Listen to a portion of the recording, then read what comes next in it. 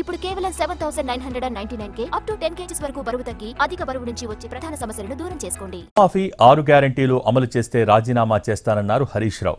CM చెప్పిందే నిజమైతే రాజీనామా లేఖతో గన్ పార్కుకు రావాలన్నారు. హరీష్ కామెంట్లకు సీఎం రేవంత్ కౌంటర్ ఇచ్చారు. ఆగస్టు 15లోపు 2 లక్షల రుణమాఫీ చేసి తీరుతామని, హరీష్ రావు రాజీనామా లేఖ రెడీగా పెట్టుకోవాలని అన్నారు. గవర్నర్ గారికి ఇవ్వడానికి మీరు సిద్ధంగా ఉన్నారా అని నేను అడుగుతా ఉన్నా. మీరు దేవుడి మీద ప్రమాణం చేసి ఓట్లు పెట్టుకొని బాండ్ పేపర్ల మీద రాసిచ్చిన హామీలు నిజమే అయితే రాజీనామా చేయడానికి ఎందుకు వెనకడుగు వేస్తున్నారు?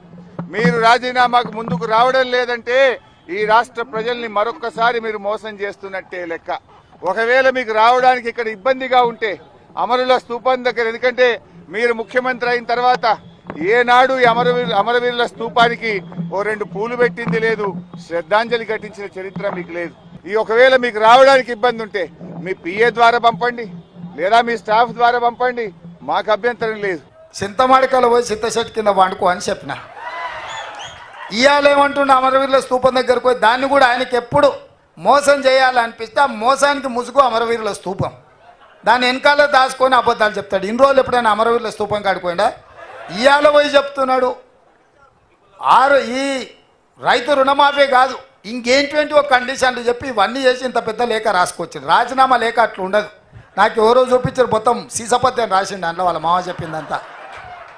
రాజీనామా లేఖ ప్రిస్క్రైబ్డ్ ఫార్మెట్లో స్పీకర్ గారు ఒక ఫార్మెట్ ఇస్తాడు.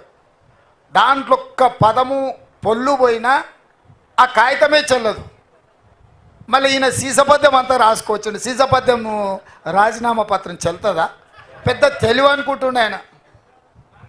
తాటి చెట్టు లెక్క పెరుగుతే కాదు నాయన, మోకాళ్ళలో కాదు అరికాళ్ళకు పోయినట్టు నీ తెలివితేటలు హరీష్ రావు.